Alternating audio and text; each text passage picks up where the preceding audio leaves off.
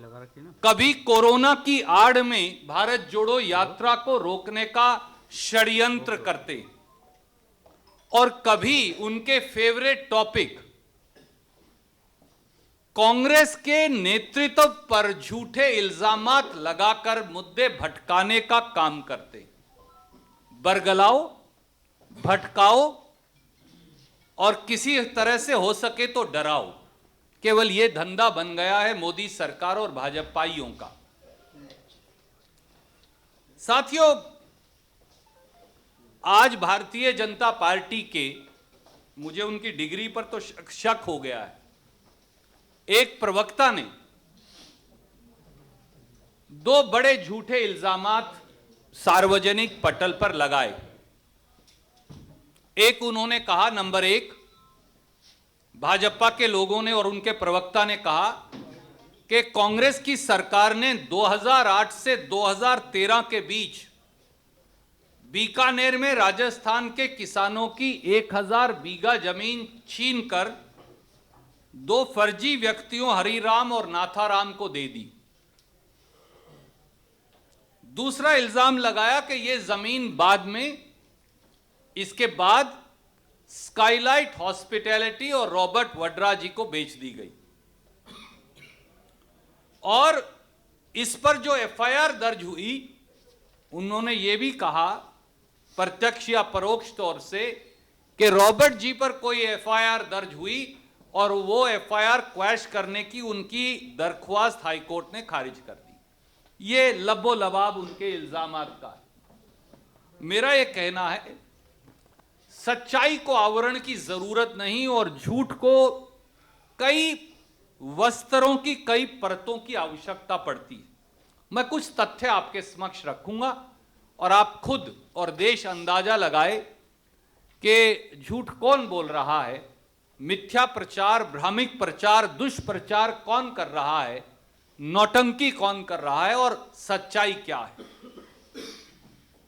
पहला तथ्य, कांग्रेस सरकार ने 2008 से 2013 के बीच में बीकानेर में 1000 बीघा छोड़िए 1 इंच जमीन भी किसी किसान की नहीं ली और ना ही कांग्रेस की सरकार ने 2008 से 2013 के बीच में 1 इंच जमीन भी हरिराम या नाथाराम नाम के किसी व्यक्ति को नहीं दी। यह सफेद झूठ है। पर सच्चाई क्या है? भारतीय जनता पार्टी की सरकार ने फरवरी 2007 में बीकानेर में गजनेर गांव तहसील कोलायत की जमीन दो व्यक्तियों हरिराम और नाथाराम को अलॉट की।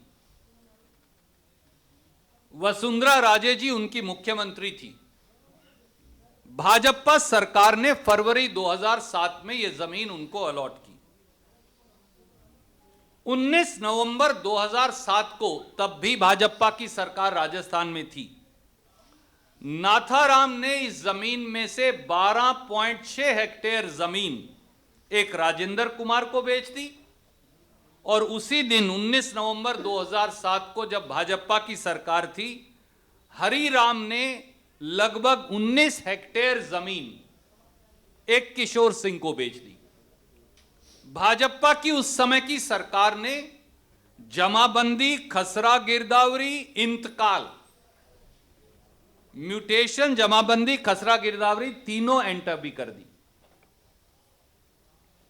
इसलिए एक बात साफ है, जमीन भाजपा ने अलॉट की, जमीन की म्यूटेशन, इंतकाल, खसरा गिरदावरी भाजपा की सरकार ने की, जमीन की बिक्री रजिस्टर्ड सेल डीड से भाजपा की सरकार में हुई अगले व्यक्तियों को, और उनके नाम भी इंतकाल, खसरा गिरदावरी, जमाबंदी भाजपा की सरकार ने दी।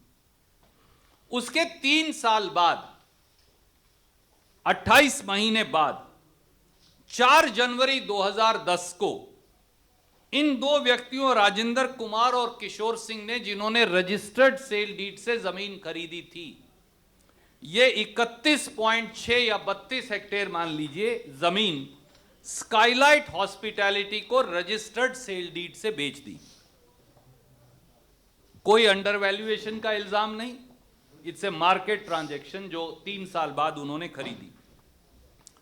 8 अगस्त 2014 को, उसके लगभग 3-3.5 साल बाद, सेटलमेंट कमिश्नर बीकानेर ने यह पाया कि ओरिजिनल जो बीजेपी की सरकार ने अलॉटमेंट की थी नाथाराम और हरिराम को, वो गलत थी, इसलिए उन्होंने उनकी अलॉटमेंट कैंसिल कर दी। नतीजन वो सेल डीड भी बेकार हो गए। और नुकसान किसको हुआ? नुकसान हुआ फाइनल खरीदने वाले को, जिसका नाम है स्काईलाइट हॉस्पिटैलिटी और रॉबर्ट वड्रा जी।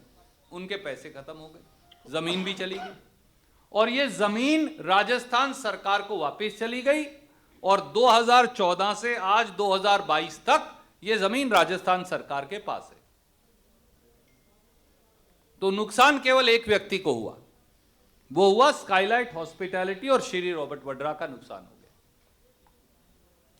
इसीलिए, और उन्होंने बाकायदा शिकायत दर्ज करवाई, और उस समय की बीजेपी सरकार ने 26 अगस्त 2014 को 4 एफआईआर दर्ज कर ली।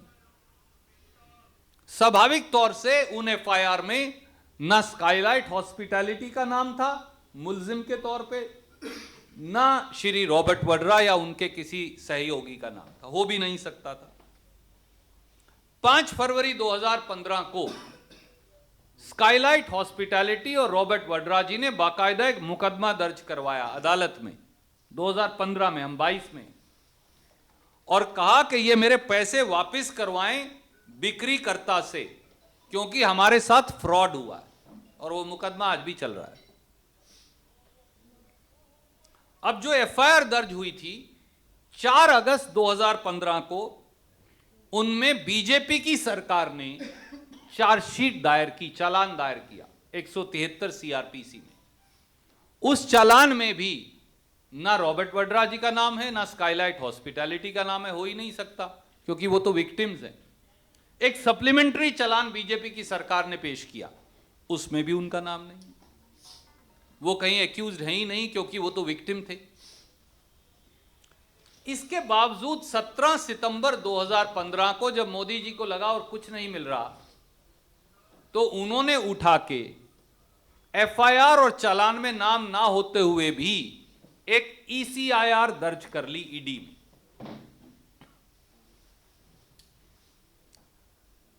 स्काईलाइट हॉस्पिटैलिटी को एक समन भेज दिया, और वो समन की कॉपी आपके चैनल्स को दे दी, ताकि आप दिखाएं कि हां उन्हें समन हो गया। वो गए, उन्होंने अपना जवाब दे दिया कि बताइए भैया, मैं तो विक्टिम हूं, हमारे साथ तो धोखाधड़ी हुई है। तो उन्होंने कहा जी बात तो ठीक है। स्काईलाइट हॉस्पिटैलिटी ने वो समन ईडी का कोर्ट में चैलेंज कर दिया और कहा कि इसे क्वॉश कर दो। अब कोर्ट ने जो कहा वो बड़ा रुचिकर है। कोर्ट ने कहा साहब आप तो आरोपी नहीं हो, आपके खिलाफ तो कोई चार्ज ही नहीं है, तो आपके खिलाफ चार्ज नहीं है, तो वो एफआईआर आपके कहने से हम कैसे क्वॉश कर सकते हैं? इसलिए आपकी पिटीशन प्रीमेच्योर है। कभी आपके खिलाफ चार्ज लगेगा तो आइएगा, मैं वो लाइन पढ़ देता हूं जिसको लेके बवाल मचा रहे हैं। कोर्ट की जजमेंट का पैरा 53 में पढ़ रहा हूं, और अंग्रेजी में है इसलिए अंग्रेजी में पढ़ रहा हूं। Moreover in the instant case the present petitioner है Skylight, the present petitioner have not been arraigned as accused and at the given stage seeking the intervention of the court for quashment of ECR is premature। भैया आपके खिलाफ कहीं इल्जाम ही नहीं है तो आप क्यों वो एफआईआर क्वॉश करवा रहे हो? कभी इल्जाम लगेगा तो आइएगा। तो इसलिए दोस्तों 5 तथ्य बिल्कुल साफ हैं। नंबर 1, जमीन कांग्रेस की सरकार ने नहीं, नाथाराम और हरिराम को बीजेपी की सरकार ने अलॉट की थी। मोदी जी बताइए आपने क्यों की थी? बीजेपी बताइए आपने ये जमीन क्यों अलॉट की थी? आप ही कह रहे हैं कि वो दोनों आदमी फर्जी थे, तो बीजेपी के कौन से नेता उस फर्जीवाड़े में शामिल थे और मोदी जी और नड्डा जी उस फर्जीवाड़े में उन पर फर्जीवाड़े का मुकदमा दर्ज करके कब कार्रवाई करेंगे? कांग्रेसी सरकार ने तो की नहीं। रॉबर्ट वड्रा जी ने या स्काईलाइट ने कोई वो जमीन जब खरीदी तो वो 3 साल बाद, वो भी जब वो बिक गई थी, एक आदमी को अलॉट की, उसके नाम जमाबंदी हुई, दूसरे आदमी को रजिस्टर्ड सेल डीड हुआ, उसके नाम जमाबंदी हुई, उसके 3 साल बाद उन्होंने बाजार भाव पे वो खरीद ली। अब वो जमीन भी कैंसिल हो गई, जमीन भी चली गई, जमीन का कब्जा भी सरकार के पास हो गया, तो नुकसान किसका हुआ? बेचने वाला तो अपने पैसे लेके घर चला गया, जिसकी जमीन थी सरकार की जमीन उसके पास चली गई, उनके पास रह गया एक कागज जिसके कोई मायने नहीं। तो इसलिए विक्टिम यहां स्काईलाइट हॉस्पिटैलिटी और रॉबर्ट वड्रा हैं, और कसूरवार भाजपाई हैं जिन्होंने फर्जीवाड़ा किया है।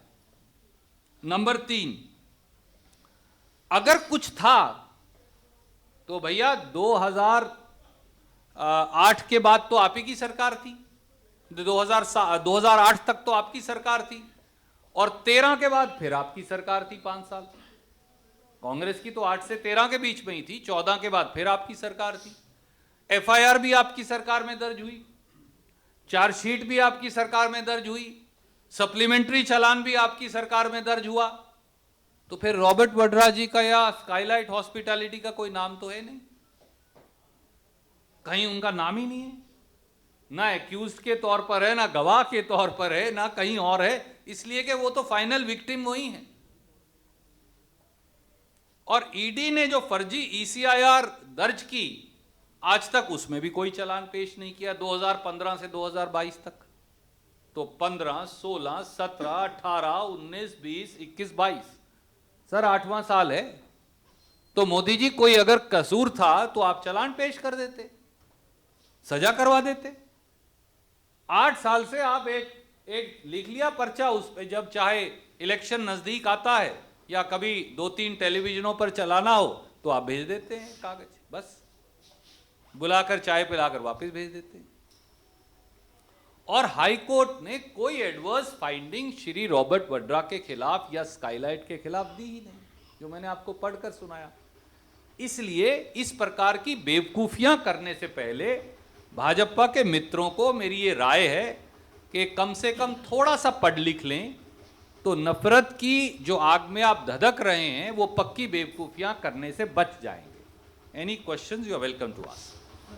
मेरा सवाल है सर कि आपने एक बड़ा आरोप बीजेपी पर खुद लगाया है, और आपने ये कहा कि खुद विक्टिम स्काईलाइट ग्रुप है, रॉबर्ट वाड्रा जी है, तो फिर क्या आपके पास ऑप्शन कानूनी कार्रवाई करके, क्योंकि आरोप निराधार है, क्या कोई कानूनी प्रक्रिया भी आप लोग अपनाने जा रहे हैं, उनके खिलाफ एफआईआर भी दर्ज करवाने जा रहे हैं? देखिए, ऑलरेडी उन्होंने केस दायर किया हुआ है और फरवरी 2015 से वो केस इस समय अदालत में विचाराधीन है, वहां चल रहा है। उसकी करंट स्टेज क्या है आज मैंने चेक नहीं कर पाया तो मैं नहीं बता पाऊंगा, पर बाकायदा जो फर्जीवाड़ा उनके साथ हुआ उस फर्जीवाड़े के आधार पर पैसे की रिकवरी का केस दायर है।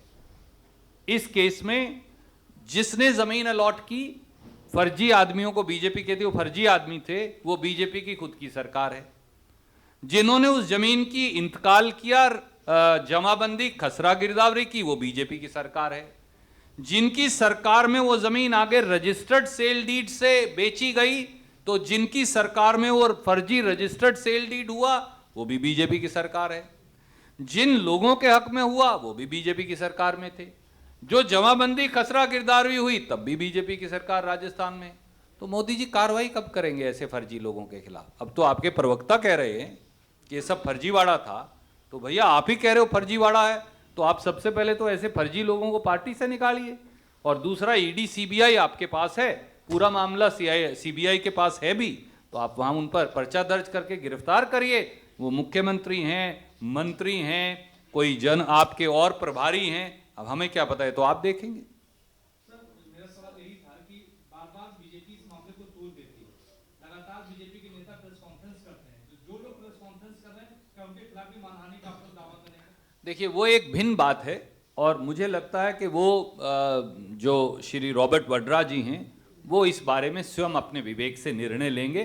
मैं उनकी तरफ से कुछ कहना अनुचित समझता हूँ। Ma'am, I will come back to you sir. इसमें जो बीजेपी कह रही है कि इन्होंने जो प्रवक्ता ने कहा कि 2008 से 13 तक ये 125 बीघा जमीन ली है, वो 8 से 13 का पीरियड कह रहा हूँ। दूसरा कि रॉबर्ट वाड्रा के जरिए लोगों ने कि कट्टर पापी परिवार है ये पूरे गांधी परिवार को, उस पॉलिटिकल आरोप पर जी, मैंने इसीलिए मैम आपको तथ्य दिए।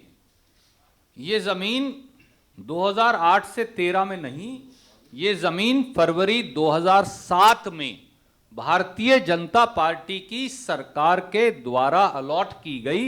ये जमीन गजनेर गांव में है, गोयलरी तहसील है, बीकानेर जिला है, महाजन फायरिंग रेंज की ये जमीन है और सरकार द्वारा अलॉट कर दी गई इन दोनों व्यक्तियों को।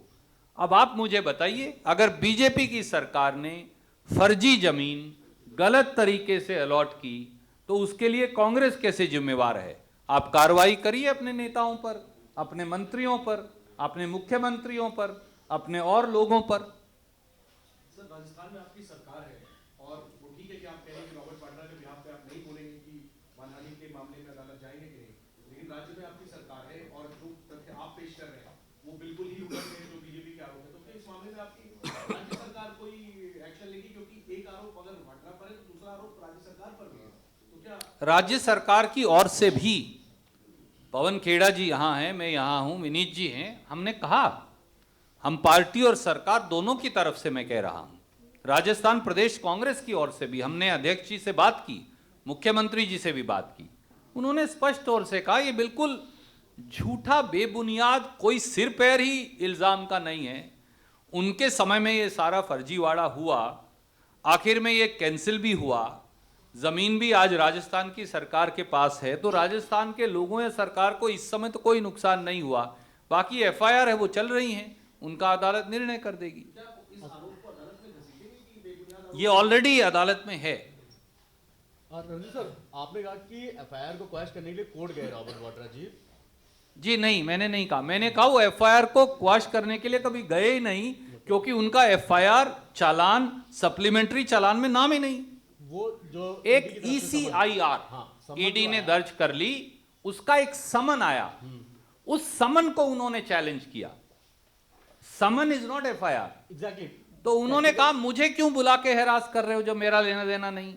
तो कोर्ट ने बोल दिया कि आप इनके खिलाफ कोई दंडात्मक कार्यवाही नहीं कर सकते, ईडी को। ओके।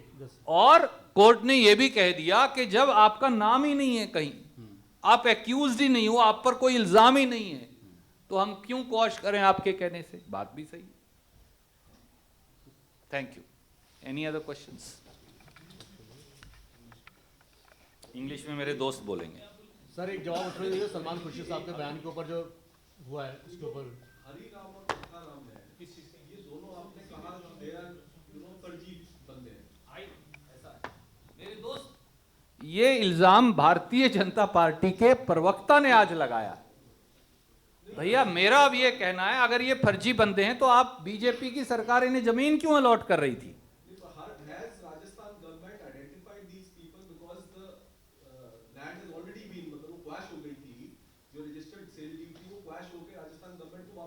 रजिस्टर्ड से I tell you what happened.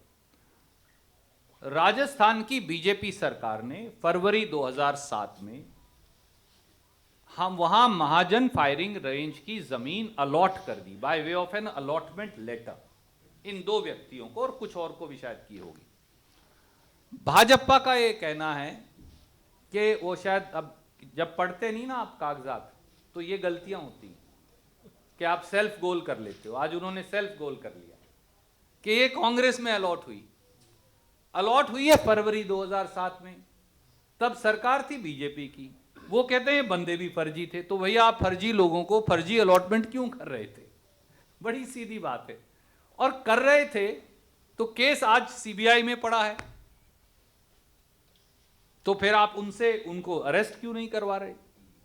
तो वो जो सेल्फ गोल कर रहे हैं मित्र लोग, उन मित्रों को ये बताना चाहिए वो कार्रवाई कब करेंगे इस पूरे फर्जीवाड़े पर।